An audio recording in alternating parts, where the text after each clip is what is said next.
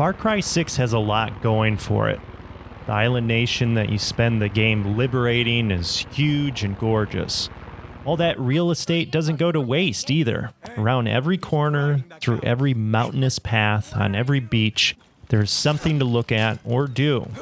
You might stumble upon an enemy patrol to harass, free some prisoners, find some loot. It's all there. The shooting in the game is the best it's ever been. You have a plethora of weapons to choose from, each with different stats and upgrades, which can be selected once you have enough materials to purchase them. One of the compadres that you meet early on, Juan, an ex-guerrilla fighter, CIA, KGB, fucking everything, insists that you must choose the right tool for the job when you go out on your various missions. And this is where the cracks begin to show in Far Cry 6. You have a huge assortment of weapons to choose from, but it largely ends up being a choice between soft target rounds, which do more damage on unarmored enemies, and armor-piercing rounds, which, you guessed it, kills armored enemies. Of course, none of this really matters, because if you shoot enemies in the head, preferably with armor-piercing rounds to cut through helmets, they will die instantly. Far Cry 6 should have the tagline, "None of this really matters" edition. I've never played a game which was built on such good bones that tries to undermine what it has going for it so thoroughly and makes the player pay so brutally for getting involved. Am I cranky? Yes. I finished the game not long ago and I'm pissed. Let's start with this right tool for the job bullshit. I think it wasn't until 10 hours into my 30-hour playthrough that I realized that all these weapon choices were meaningless. I ended up changing my primary rifle once and never swapped out my secondary rifle after I acquired it early in the game. My AK-47 had soft target rounds and upgrades, which were good in close quarters like a reflex sight and a larger mag. My M16 had a 4-time optic on it and a halfway decent silencer. Those were the best weapons I had for the entire game. An AK-47 and an M16. Throw in a rocket launcher, a decent pistol, a Supremo, and I was set for any confrontation. The Supremo I mentioned is a charged super weapon that allows you to unleash a flurry of rockets or poison or healing or fire, etc., depending on which variation of Supremo you choose. Of course, because this is Far Cry 6, the first variation was the best one, and the other ones were useless novelty items, which I didn't care to use. They sucked, and they weren't worth the effort.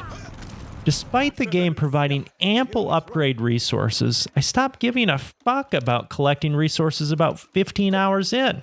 I didn't need to upgrade anything. I just wanted to get to the end of the fucking game, and I had so much to do to get there. I felt overworked, and every decision I made from that point on was to get me to the next mission so I could progress the story. All those beautiful waterfalls and fun and wacky occurrences in the jungles of Yara were lost to me. I had shit to do, and I knew ultimately whatever I did would matter only marginally. One of the few glimmers of hope that I had for the late game was the use of helicopters. The enemy has a shit ton of helicopters that you'll need to shoot down, but you also get an assortment of copters and planes equipped with rockets and machine guns. Fun stuff, right? Too bad you'll have to take out the 30-plus anti-aircraft sites dotted around Yara before you can have fun in the skies. Oh, and by the time you manage that, the game will largely be over. What the fuck? There's this huge, beautiful world filled to the gills with bad guys, and I felt like I had a leash on the entire time. Sure, I could fuck things up massively with my armaments, but those engagements looked the same no matter how much carnage I was inflicting. Headshots with my anti-armor rounds, shoot the enemy helicopters and trucks with my rocket launcher, maybe throw a Molotov. The game became a never-ending headshot carnival game. I'd walk into absolutely anywhere without doing recon, maybe sneak along a flank, and pick off enemies one by one with headshots. If an alarm was raised or it was one of the missions where they sent endless enemies swarming, I would escalate, use my Supremo, and begin shooting trucks and helicopters with my rocket launcher. Now multiply that engagement by about 2,000 and you'll begin to get an idea of what the Far Cry 6 experience is. Oh yeah, I forgot to mention you have a choice of companion for the game. A man-eating croc or a paraplegic dog with wheels for back legs. Why did I forget to mention them? You guessed it, because they don't fucking matter. They were fun for the first 5 hours and at some point I accidentally turned them off and just never bothered to have them accompany me again. There's a cockfighting minigame. It's fully formed, just like all this other bullshit. But there was no way I was going to search the world for roosters to fight for me. I had an endless bucket of meaningless checkpoints to take over. There's a turn-based choose-your-path mission dispatch system. You could get rewarded for resources for the missions. Oh yeah, I don't give a fuck about your resources because I don't need them. There's this cool mode where you have to extract a temperature-sensitive core out of a large, bespoke mission area, like a dinosaur-themed water park, and then bring that core to a drop-off, all the while keeping it cool with water in the environment and the shade. What do you get for completing these long-ass missions? For me, it was resources to upgrade one silencer, slightly. I ended up doing one of these missions out of several because at the end of the day, they didn't matter. The writing and acting is generally good in this game.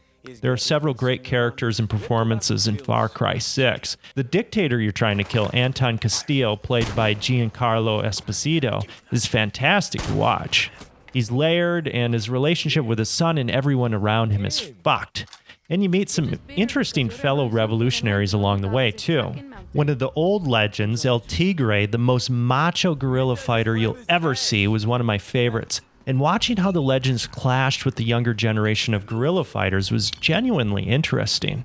It was even better when they came together and launched some truly awesome attacks that you get to be a part of. This is when Far Cry 6 is at its best. It's much worse when you're forced to rub shoulders with less likable characters with less depth. And this seems to happen with increasing regularity as the game goes on. Should you play this game? First off, don't buy it at full price. For the love of God, don't pay $120 for the complete edition. Ubisoft Plus for $15 a month will let you play Far Cry 6 or any other Ubisoft game. I would go with that option. I was impressed with Far Cry 6 for the first 5 to 10 hours. They have built an impressive world that looks good and, for the most part, is filled with people and stuff. The honeymoon period began to wane rapidly, though, around hour 10, after I realized that really, the collectibles weren't worth spending the time getting, and the engagements were all headshot, headshot, headshot, truck is coming, rocket launcher. I spent a huge amount of time clearing out anti-aircraft sites only to cash in on that time investment on a few missions. And even when I would attack the enemy with helicopters, there always seemed to be a few more bad guys that I needed to shoot in the head after landing, making me wonder if I should have just driven up and shot everybody in the head in the first place. I'd say give the game a try. You'll probably like the early hours of Far Cry 6, but if you begin feeling like you're not enjoying the game as much, well, it's not going to get any better. You've seen the best that Far Cry 6 has to offer.